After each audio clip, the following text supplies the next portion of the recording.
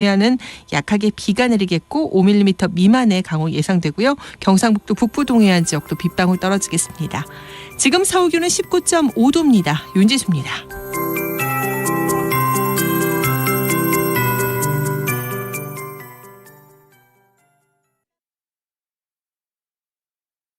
정성을 다하는 국민의 방송 KBS가 한시를 알려드립니다. AM 711kHz, FM 97.3MHz, KBS 1라디오입니다. HLKA.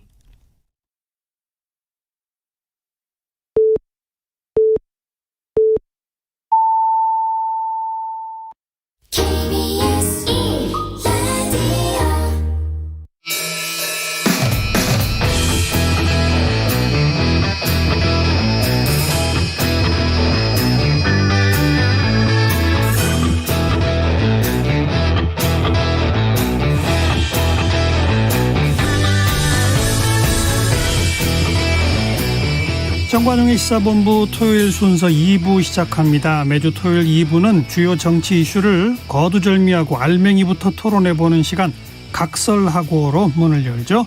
자, 각설하고 지금부터 출발합니다.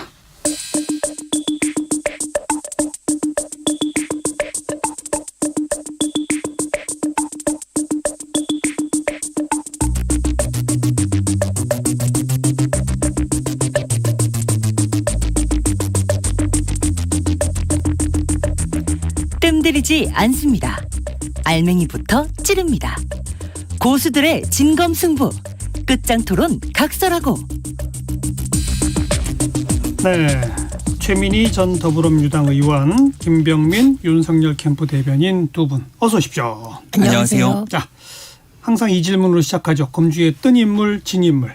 최민희. 네, 금주의 뜬 인물 윤석열 전 총장. 네.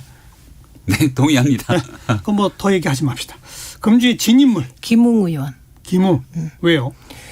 그 고발사주 선거계에 관련하여 이분이 이걸 정치 공작으로도 몰고 막 그랬는데 뉴스버스가 어제 통화 녹취록 나머지를 다 공개했습니다. 그래서 거짓말 그 녹취록에 따르면 적어도 김웅 의원은 말을 자꾸 바꾸고 최종적으로도 거짓말을 했다는 것이 밝혀져서. 어떤 거짓말을 했죠? 그러니까 처음에는 기억이 안 난다. 본인이 작성한 것 같다.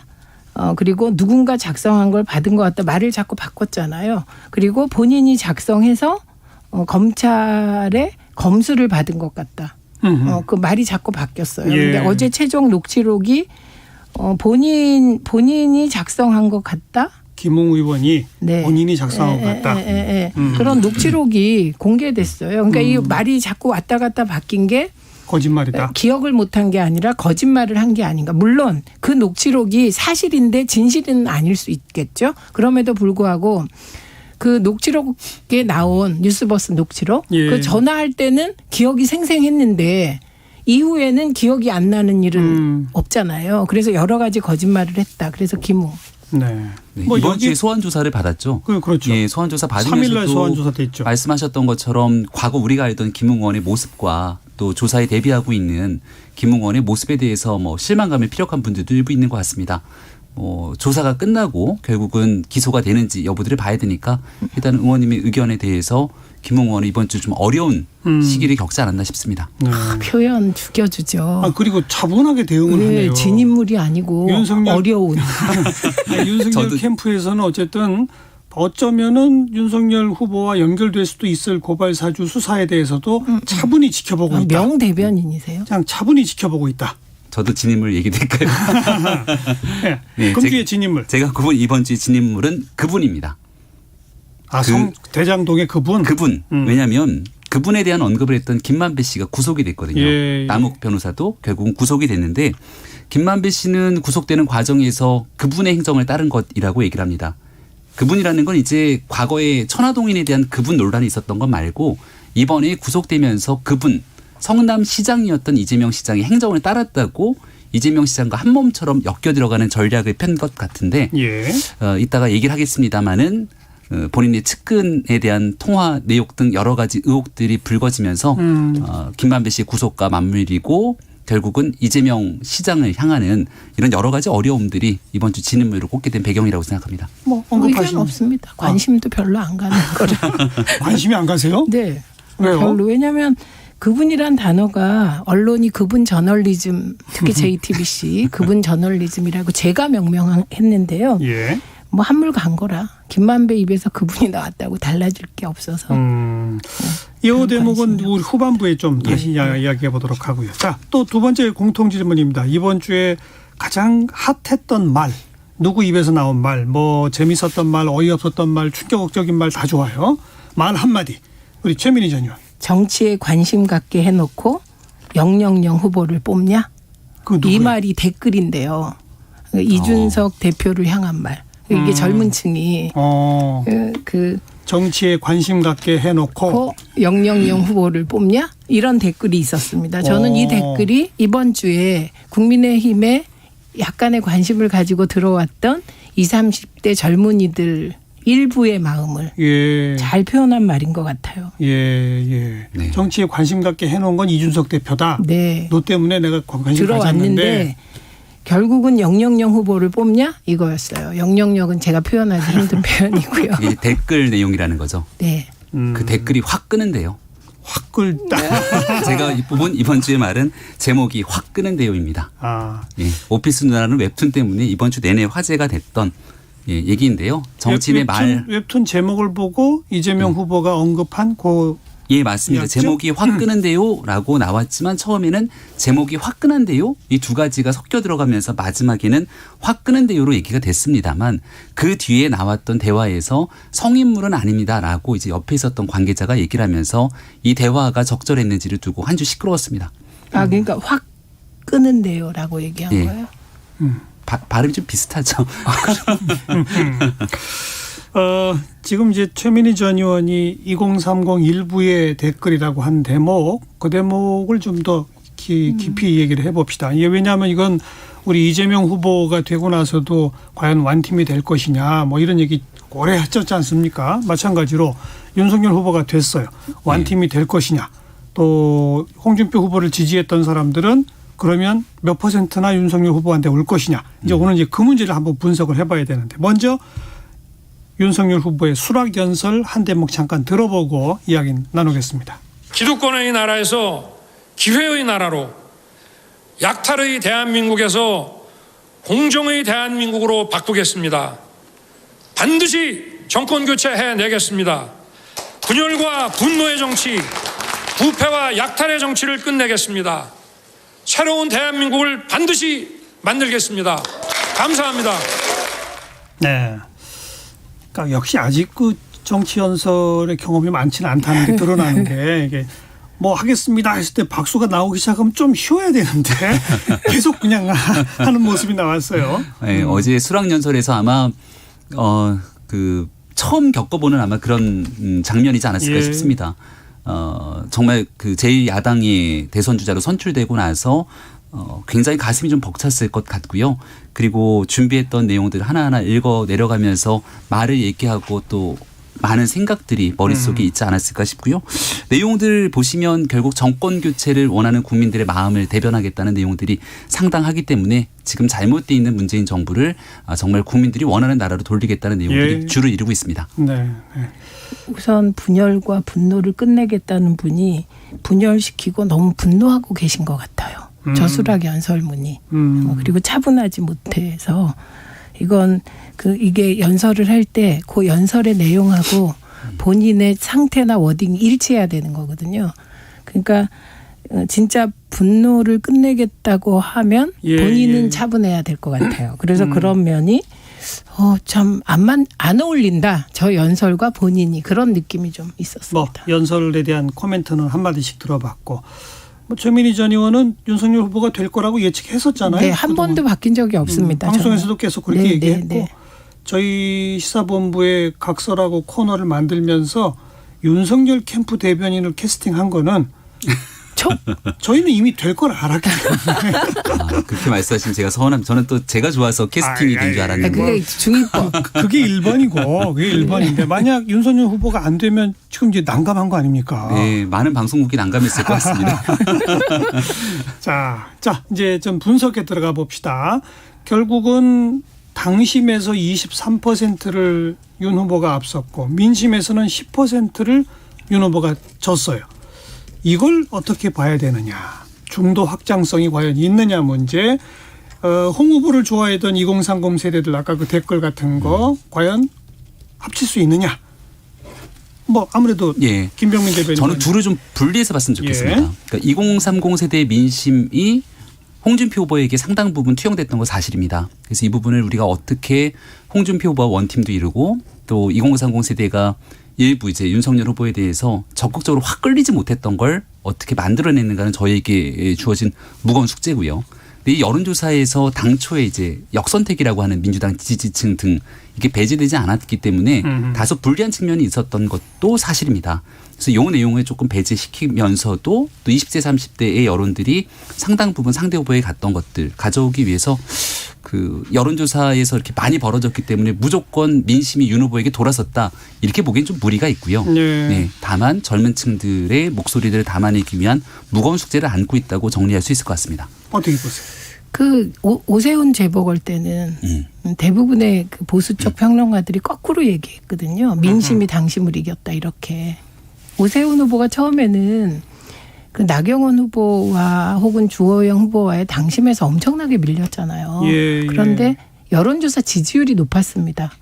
서울시장 선거를 말씀하시는 네, 재보궐 건가요? 선거 때 그랬습니다. 그때 그런데 보궐선거는 참고로 100% 여론조사를 통해서 결정을 했습니다. 그러니까 제가 지금 그 얘기를 하려고 하는데 후퇴했다 국민의힘이 그 얘기를 드리고요. 국민의힘이 후퇴했다. 네. 민심을 따르지 못했다. 네. 그리고 지금 말한 역선택은 민주당도 마찬가지거든요. 역선택이라는 여론조사에 있어서 역선택이 있을 것이다.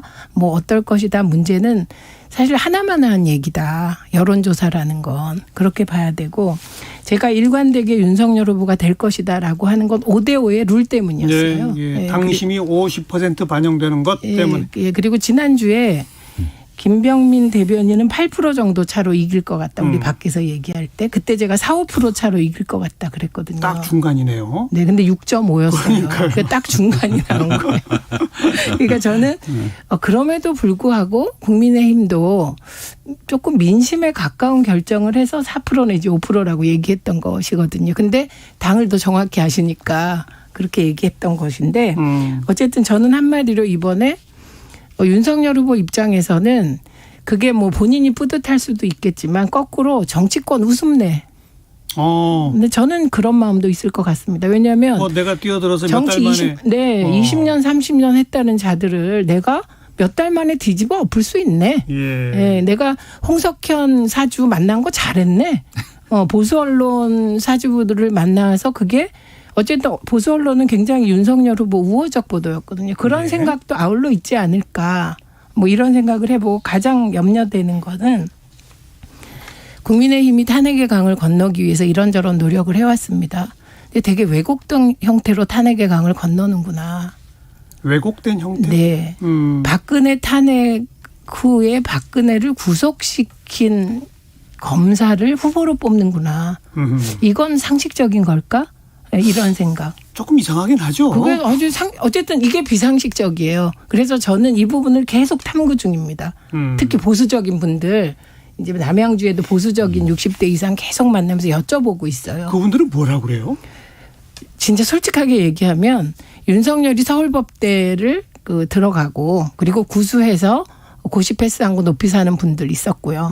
그리고 정권 교체라고 표현하지 않으시고 그분들은 문재인한테 보복해 줄 것 같다. 이런 분들 계셨고요. 보복. 네, 그러니까 그게 정권 교체라는 단어로 우리는 얘기하죠. 그런 게 있었는데 제가 걱정하는 거는 그 왜곡되게 건너는 거 하나. 두 번째는 제가 이준석 대표 이후에 그리고 홍준표 대표에게 홍대 20, 30대가 열광하는 걸 보면서 아 진짜 보수가 재편될 수도 있겠구나. 저분들 중심으로. 이건 민주당의 위기이자 정치권 전체는 기회인데 이번에 윤석열 후보를 뽑음으로써 보수가 젊은 보수, 건강 보수가 한 축이 되면서 재편되는 건 상당 기간 어렵게 됐구나. 역시 국민의힘의 주인은 60대 이상의 태극기 성향형 분들, 의원들의 조직화된 표, 당협위원장의 조직화된 표가 더 많구나. 그게 이제 당신 민심의 괴리 때문에. 그건 민주당 입장에서는 잘 된 거네요. 저는 늘 말씀드렸잖아요. 민주당에서 윤나땡, 홍나땡 얘기하시는 분들, 그러면 선거는 지는 거다. 선거는 교만한 쪽이 진다. 이게 제 신념이거든요. 그래서 그런데 아무튼 네. 그 최민희 전 의원 방금 이게 스스로 표현한 언급 내용에서도 네. 이준석 대표가 등장을 하고 20, 30대가 홍준표 후보를 지지하고 이러면서 그럼 상당히 우리가 위기다. 이런 표현을 스스로 썼거든요. 민주당엔 위기지만 그러니까요. 정치 전체에는 어쨌든 긍정적인 거고. 그런 민주당의 위기가 어쨌든 안 온 거 아닙니까 이제? 제가 당원이 아니다 보니 한 발 떨어져서 보니 네. 저는 솔직히 국민의힘이 장기적으로는 이번은 아니지만 다음번 정도에는 그런 젊은 보수를 포괄하는 예. 그렇게 거듭나길 바라고 김병민 제가 좀 김병민 대변 답변할 뿐만 아니라 네. 아까 이제 정말 조심스러운 표현으로 그 젊은 층들을 이렇게 끌어안는 네. 그런 과제를 우리가 이제 안게 됐다. 이렇게 표현했잖아요. 예. 근데 그냥 점잖게 표현할 과제가 아니라 절체절명의 과제거든요. 이제는 매우 중요한 과제죠. 확장 중도층 네. 확장 못하면 지는 거죠. 그럼요. 본선에서는 당연히 중도층 확장이 필수적이고요. 다만 한번 생각해 보시면 7월 말에 정당 경험이 전혀 없었던 윤석열 후보가 혈혈단신 국민의힘에 입당을 하게 됩니다. 예. 입당하고 난 뒤에는 민주당이 거친 정치 공세가 있었으면 물론이고 당내에 있는 수많은 사람들도 그전에는 들어오라고 얘기했지만 그때부터는 민주당 못지않게 강하게 윤석열 후보를 공격하기 시작합니다. 여기서 윤석열 후보가 당에 있는 당원들의 두터운 당심들을 잡아가지 못했으면 아마도 선거는 안팎으로 어려움을 겪을 가능성이 매우 컸을 거라고 보거든요. 그런 측면에서 경선 과정에서 있었던 선거 전략과 본선으로 가게 됐을 때 선거 전략은 사뭇 다를 수 있다. 네. 이 지점을 하나 좀 짚고 싶고요. 두 번째는 박 전 대통령 얘기를 잠깐 했으니까 이 얘기를 윤석열 후보에게 투영됐던 걸 이해하기 어려운 측면들이 있다고 얘기를 했잖아요. 이준석 대표 한번 생각을 해보세요. 이준석 대표는 당을 깨고 나간 사람 중에 한 명입니다. 그렇죠. 보수정당에. 그리고 바른정당파죠. 꽤 오랜 기간 문재인 정부에서 이 보수정당과 조금 궤를 달리하는 목소리를 내면서 상대적인 모습들을 보여왔음에도 예. 지난 전당대회에 많은 핵심 당원들이 이준석 대표를 선출한 겁니다. 그렇죠. 이유는 아주 간단하죠. 새로운 정권 교체를 위해서 보수를 혁신하고 변화하라고 하는 마음들이 있었던 겁니다. 그렇죠. 이분들이 이번에 윤석열 후보를 선택했던 것은 똑같은 방식으로 새로운 정치 신인으로 그리고 이쪽 저쪽에 기대지 않고 당신이 살아왔다고 하니 공정과 정의를 좀 바꿨으면 좋겠다는 기대감을 투영한 겁니다. 그래서 전통적인 당심이 모여서 윤석열 후보를 밀어 세운 것이 아니라 정권 교체를 원하는 시대 정신이 당원들의 마음들을 움직였다고 저는 확신합니다. 그건 저는 아전인수고 경강부회라고 봅니다. 저 부분은. 이준석 대표에 대한 건전 보수로의 재편 기대가 있었다. 예. 젊은 보수의 기대가 있었다. 정치권 전체에 이준석의 바람이 불길 바랬다. 100% 인정합니다. 예. 예. 그리고 그것이 그러나 윤석열 현상은 그게 아니다. 윤석열 현상은 그것으로 보기는 힘듭니다. 왜냐하면 윤석열 후보가 새로운 정치를 정만하려고 했다면 현역 의원들한테 그렇게 둘러싸여서 곤란하고 현역 의원 중에도 검사 출신들 둘러싸고 있지 않습니까? 그런데 어떻게 그렇게 새로운 혁신이 기대됩니까? 그거는 불가능한 얘기고 예. 그리고 우리가 이 57만 명 게임이라고 제가 반복해서 얘기를 하고 다녔는데 국민의힘의 50%가 57만 명 게임이에요. 그게 200만 명 게임이 아니에요. 민주당은 200만 명 게임이었거든요. 당원 숫자가 그렇다는 얘기죠. 그러니까 선거인단을 모집했기 그러니까요. 때문에 당원 네. 비율로 따지면 민주당은 7대 3이었어요. 그 소위 비당원 대 당원이 예. 7대 3이었는데 여기는 당원이 5인데 그렇죠. 그 50%가 57만 명 게임인데 예.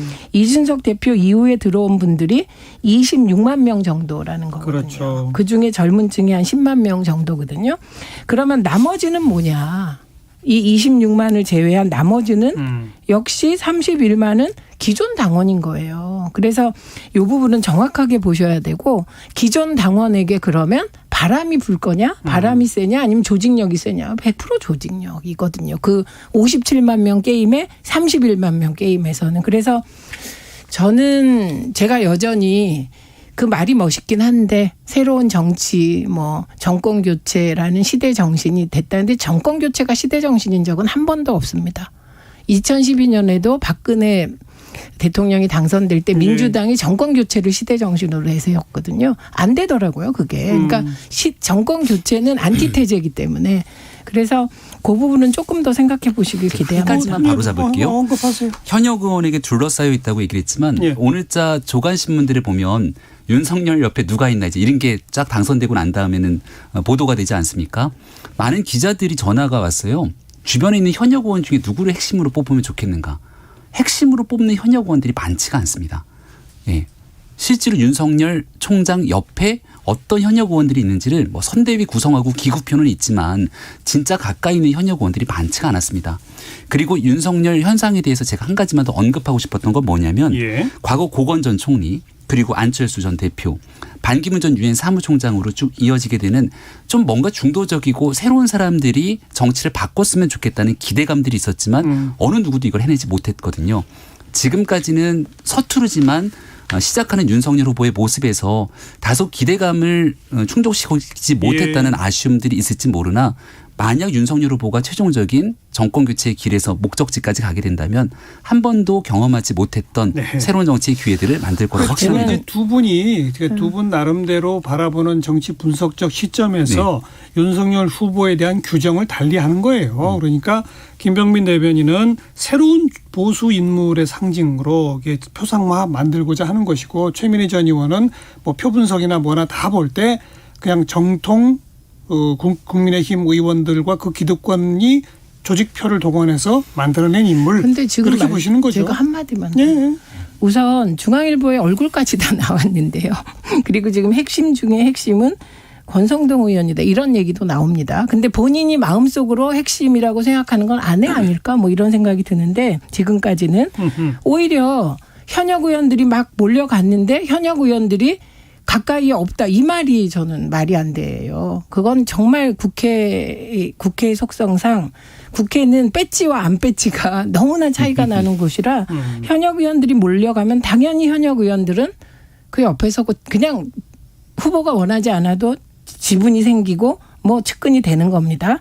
자칭 타칭으로. 그다음에 또 하나는 상대적으로 비교했을 때 홍준표 후보나 뭐 유승민 후보나 등등에 비해서 현역 의원이 많이 있는 건 사실이죠. 유승민 후보 많이 당의 사실이고. 조직이 왔던 건 사실입니다. 네. 그다음에 당의 조직은. 중요한 거. 그러니까 선거의 50% 조직이기 때문에. 근데 이 어쨌든 확실한 건 이번에 그 세대별 투표율 예측치들이 다 나왔을 때 예. 그리고 갤럽에서 당일 발표한 여론조사에 보면 수치는 말할 수 없지만 20대 30대가 엄청나게 낮습니다. 윤석열 후보가. 예, 예. 홍준표 후보는 상대적으로 높습니다. 그러니까 60대 70대 당원들의 지지로 압도적 지지로 그것도 당선됐다. 이건 팩트입니다. 그리고 이 60, 70대가 가지고 있는 성향은 과거 성향이 맞다. 그래서 제가 이게 설명이 잘 안 된다. 박근혜를 구속시킨 건 황교안 권한대행 때고 그 수사 검사로서 구속시킨 윤석열 전 검사를 이 60대 70대가 뽑은 것이 이게 극우적 보수의 실용주의인지 어쨌든 제 머릿속에 정돈이 잘 안 됩니다. 네. 김병민 대변인도 지금 최민희 전 의원 식의 분석을 정면으로 비판하거나 부정하는 게 아니라 그러나 윤석열은 중도적이고 새로운 인물이라는 이미지가 있기 때문에 그걸 다 잡아낼 것이다. 지금 이제 그렇게 얘기하는 거 아니에요? 네, 그리고 한 가지 않아서. 그 당이지 들어오고 나서 그 양단의 선택이 있는 건데요. 말씀하셨던 것처럼 그 홍준표 후보가 이제 20대 30대 높은 지지를 받지 않았습니까? 근데 과거 정치에 홍준표 후보가 그랬던 적은 없었죠. 근데 이번에는 상대적으로 지지율이 굉장히 열세에 있었고 또 조직이나 홍 후보를 따르는 분들이 많지는 않았습니다. 그러다 보니 이준석 대표가 선거 운동을 했던 방식처럼 이제 움직이기 시작을 했던 거죠. 예. 그 젊은 층들 입장에서는 이제 과거에 있었던 현역 의원들이나 국회에 있는 많은 사람들을 기성 정치인으로 인식하고 이분들을 좀 뛰어넘는 정치를 원하는 거죠.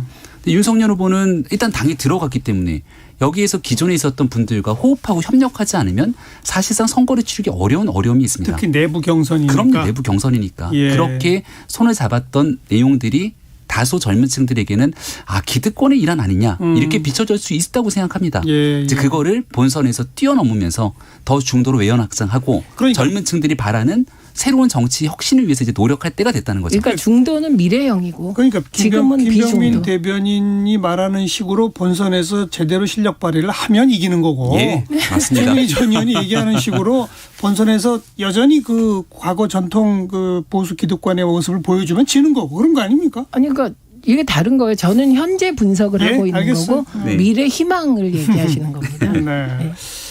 그 가락시장 가셨더라고요? 오늘 아침에 갔다 와서 아주 피곤합니다. 왜 이렇게 시장들을 자주 가세요? 이렇게?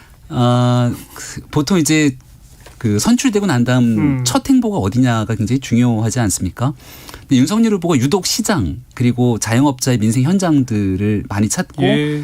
거기서 한 분 한 분 사람들 만나면서 이렇게 마음이 굉장히 먹먹해하는 거를 많이 느끼거든요. 지금 누가 뭐래도 코로나19 이후로 현장에서 겪고 있는 어려움을 해결하는 게 이번 대선 후보가 해야 되는 가장 중요한 과제라고 생각했기 때문에 일본 오늘도 방문지다. 시작부터 현장을 찾았습니다. 어제 이재명 후보는 대구에 갔고 서문시장. 역시 서문시장을 또 찾았습니다. 그리고 대구 하면 이제 박정희 전 대통령이 떠오르는데 선대위 출범식에서도 박정희 전 대통령 언급한 바가 있고요. 일단 이재명 후보의 이야기 잠깐 들어보고 이제 이재명 후보 쪽 얘기 좀 토론해 보겠습니다. 저의 1호 공약은 바로 성장의 회복입니다. 박정희 대통령이 경부고속도로를 만들어서 제조업 중심 산업화의 길을 열었던 것처럼 이재명 정부는 탈탄소 시대를 질주하며 새로운 미래를 열어나갈 에너지 고속도로를 설치하겠습니다. 네. 제1호 공약으로 성장의 회복 그리고 박정희 전 대통령 언급 이건 어떻게 봐야 됩니까?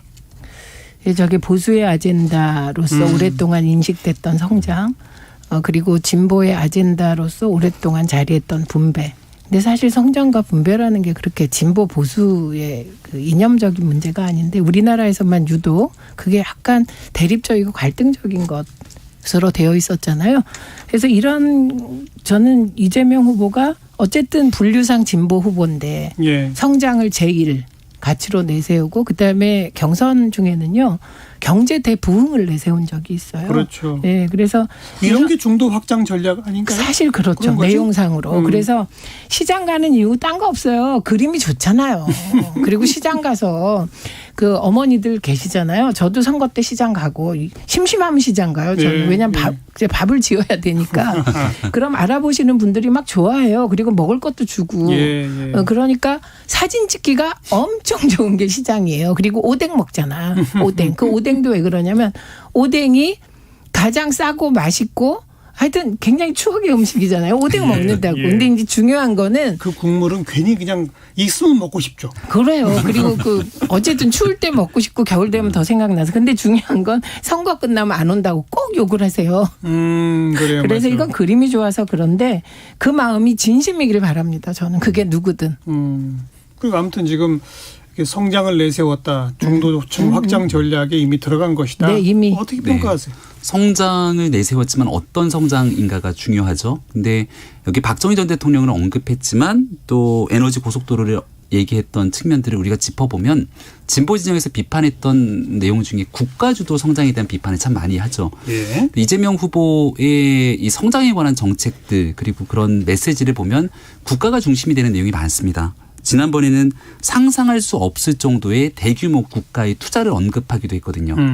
근데 성장을 위해서 민간의 영역에 더 힘을 실어줘야 된다는 게 저희 쪽의 주장이기도 한데 이재명 후보의 발언에서 이게 왜 위험하다고 저희가 느끼는가 하면 이미 성남시에서 드러났던 화천대유 문제가 너무 커졌고 국가가 중심이 돼서 건강하지 못했던 설계를 하게 되면 이 내용이 혹시 독이 될 수도 있거든요. 왜냐하면 지난날 LH 사태가 국가 중심의 개발이지만 거기에 사람들이 사심이 끼기 시작하면서 공적 영역의 개발이 과연 타당한 것인가에 대한 고민을 하게 됐거든요. 예. 국가 중심 공적 영역의 개발이 중요합니다만 거기에 기본은 그 공적 영역에 있는 사람들이 국민께 신뢰를 갖고 있느냐의 문제라고 봅니다. 저게 이제 큰 거대 담론을 이제 작은 걸 가지고 공격하시려고 하시는데 성장 담론을 화천대유와 그러니까 연결시킨다. 뭐 그렇게 굉장히 중요한 얘기하면 얘기죠, 근데. 잠깐만요. 그거는 얼마든지 얘기할 기회가 뒤에 있어요. 그때 구체적으로 하시고요. 말씀하셨으니까 어쨌든 지금 시세로 계산해도 6천억 공공환수했더라고요. 그러니까 뭐 이건 평가가 다를 수 있겠다 싶고 그거보다는 저는 지금 대한민국의 경제 상황이 누구나 성장을 얘기할 겁니다. 그런데 그 성장을 박정희식 재벌 중심 성장을 주장하는 정치인은 단 한 명도 없을 거라고 생각해요. 여야 할 것 없이. 네. 그런데 어쨌든 박정희식 개발 드라이브 그 성과를 냈다. 이 이미지는 다 가져오고 싶을 테고. 예. 그런데 경제 규모가 이렇게 커진 지금 박정희식의 성장이 가능할까? 모두가 또 의문을 가지실 겁니다. 그렇죠. 그래서 결국 박정희를 불러오는 것은 박정희 전 대통령의 과감한 드라이브와 그 성과를 가져오겠다. 이미지만 차용하는 거라고 봐요. 그 이미지. 그렇죠. 네. 예. 그런데 이재명 후보는 보수에서도 평가를 해야 되는 것이 박정희 전 대통령을 불러내서 예. 그것도 후보 수락 연설문에 언급을 하는 거는 진짜 깡다구 없으면 못하는 일이다. 이 부분은 예. 아마도 저는 약간은 하셨을 거라고 생각하고 두 번째 그 옆에서 봐도 이건 잘하는 거죠. 윤석열 후보도 저런 뭔가를 해야 되는 거 아닌가요? 윤석열 하겠죠. 후보가 하겠죠. 지상파 예능에 나와갖고 노래 그런 사람 또 없습니다를 어허. 부르면서 이 노래에 담긴 추억이 있냐. 노무현 전 대통령이 서거 이후 이 노래가 참 많이 생각났다.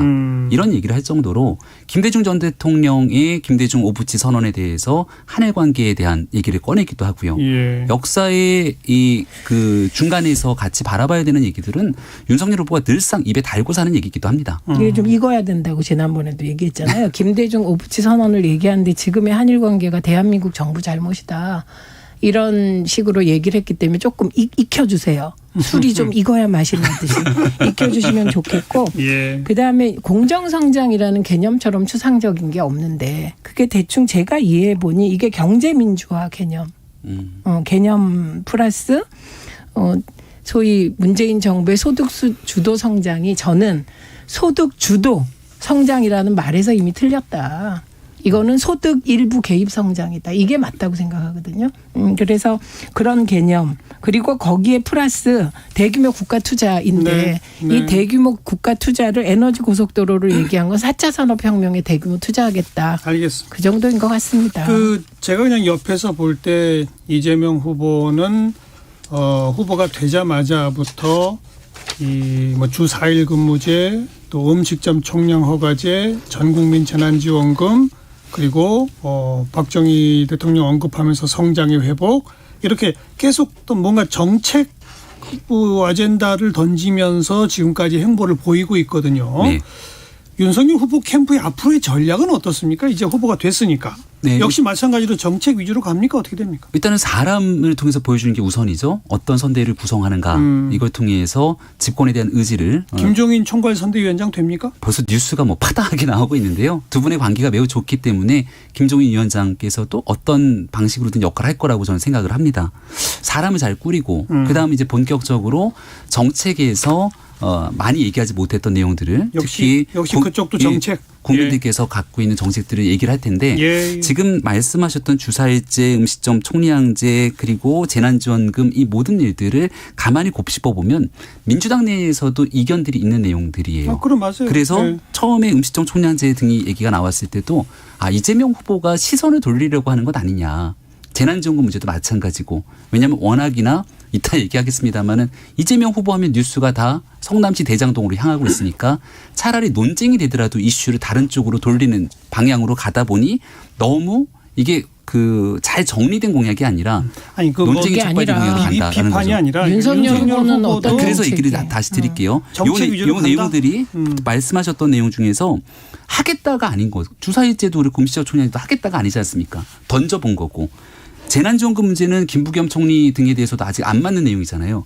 그러니까 윤석열 후보 같은 경우는 이렇게 설익은 공약으로 시선을 돌리고 뉴스를 끄는 공약이 내는 것이 아니라 돌다리도 두들기듯이 전문가들과 같이 합의하고 예. 확실하게 할 수 있는 정책 공약들을 천천히 발표하려고 할 겁니다. 앞으로. 네. 근데 그렇게 돌다리도 두들겨 보듯이 기존 네, 국민의힘 좋습니다. 의원들의 다수의 동의도 얻어가면서 그렇게 내놓는 정책은 좀 또 신선함이 떨어지지 않을까요? 국민의힘 의원들의 뭐 다수의 동의를 얻거나 그건 아니지만 그 후보가 예를 들어서 정책을 내놨을 때는 당선되고 나서 반드시 그 약속을 지키겠다는 의지가 있어야 될 것 아닙니까? 예. 근데 지금 선거 때가 돼서 표를 얻기 위해 이것저것 막 내놓는 정책들이 그렇게는 안 한다? 과거에는 상당했었죠. 그렇게는 안 하겠다는 얘기입니다. 근데 이 부분은 그 전문가들하고 토론하기 시작하면 전문가들마다 또 다 생각이 다르기 때문에 속도가 너무 느려서 속도는 좀 유의하셔야 예. 되겠다 이런 생각이 들고, 그다음에 주 4일제 같은 경우는 사실 이건 상당히 지능적으로 던졌다고 봅니다. 본래 주 4일제는 진보의 아젠다예요. 그런데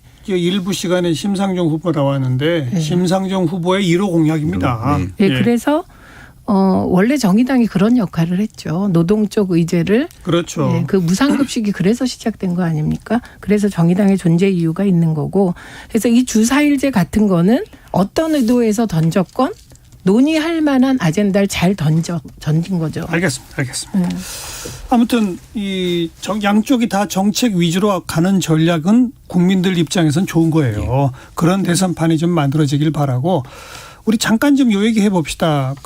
아까 이제 일부에 심상정 후보 나왔었는데 또 이제 안철수 후보가 있고, 뭐 김동연 경제부총리도 있습니다만은 지금까지의 여론조사나 이런 것들을 보면 대체로 심상정 안철수 두 분이 한 6, 7%가량 뭐 요 정도씩을 확보하더라고요.